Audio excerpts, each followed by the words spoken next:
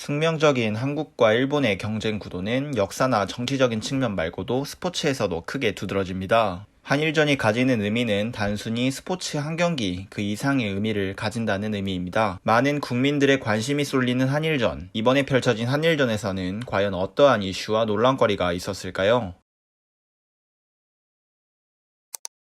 3월 25일 한일전이 열리며 많은 국민들의 관심이 쏠렸습니다. 그에 따라 축구 종목의 관심도가 급상승하며 3월 넷째 주 스포츠 종목 관심도에서 축구 종목이 1위를 기록하였습니다. 80번째 한일전에서 한국은 3대 0으로 완패하며 10년 전 삿포로 참사와 같은 일을 다시 한번 겪게 되었습니다. 이번에 펼쳐진 친선 경기는 경기 결과를 제외하고도 많은 논란과 사건 사고를 낳았는데요. 첫 번째로 처참한 경기력입니다. 팬데믹 시대에 무리하게 진행되는 친선전 일정에 많은 우려가 쏟아져 나왔습니다. 특히나 주 전력인 해외파 선수들의 부상과 불참으로 인해 정상적인 전력을 발휘하기 어렵다는 점, 전염병의 위험에 따른 국가 간의 이동이 제한적이라는 점 등의 이유를 꼽을 수 있겠는데요. 실제로 경기 내용적인 측면에서도 한국은 일본에게 압도적인 격차와 함께 3대 0의 패배를 기록하며 요코하마 참사를 역사에 새기게 되었습니다. 두 번째로는 태도와 매너의 이슈입니다. 해외파 선수들의 부재로 경기력의 문제는 이미 예정된 수순이나 다름없었습니다. 하지만 경기력 문제뿐 아니라 한국 선수들은 전혀 경쟁이 없는 상황에서 팔꿈치로 상대 선수의 얼굴을 가격해 이빨이 부러지게 하는 부상을 당하게 하고 먼저 파울을 범하고도 상대에게 신경질을 내는 모습까지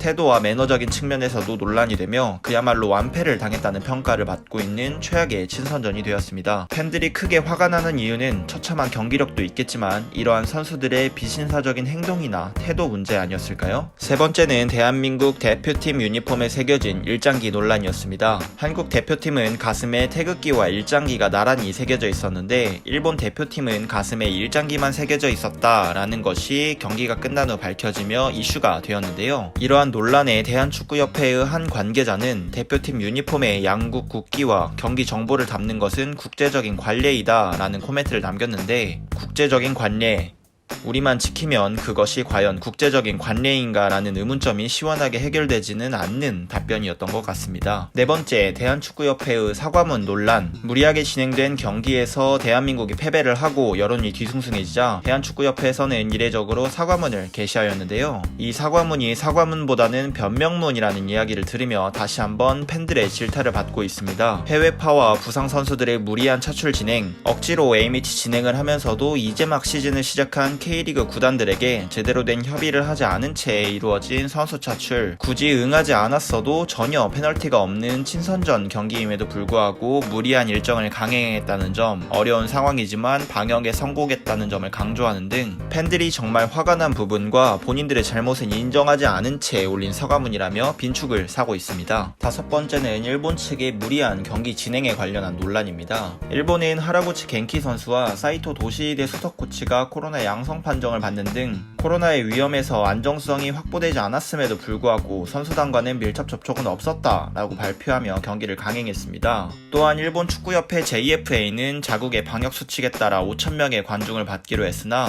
수도권에서 발령됐던 코로나19 긴급사태가 해지되었다며 예고했던 5,000명의 2배인 1만 명의 관중을 입장시키며 여전히 코로나 사태에서 펼쳐지는 경기에 대한 불안감을 들끓게 했습니다. 팬들은 한일전에 참가한 선수들의 자가격리 기간에 따른 경기 감각저하, 컨디션 조절의 어려움, 코로나 확진의 위험성과 후유증까지 많은 걱정을 하는 모습을 보여주고 있습니다. 이러한 내용은 청와대의 국민청원까지 등장하며 많은 논란을 낳았습니다. 과연 정말 선수들의 경기력을 확인하기 위한 친선전 경기 진행이었는지, 정말 이번이 아니면 기회가 없어서 방역수칙까지 수정하며 경기를 진행했는지에 대한 의구심은 경기가 끝난 후에도 가라앉지 않고 있습니다. 처음에도 말씀드린 것처럼 이번 한일전의 패배는 단순하게 축구 한 경기를 패배한 것 이상의 의미를 가지는 것 같습니다. 하루빨리 코로나19의 사태가 끝나 멋진 모습으로 그라운드를 누비는 대한민국 태극전사들의 활약을 기대하도록 하겠습니다.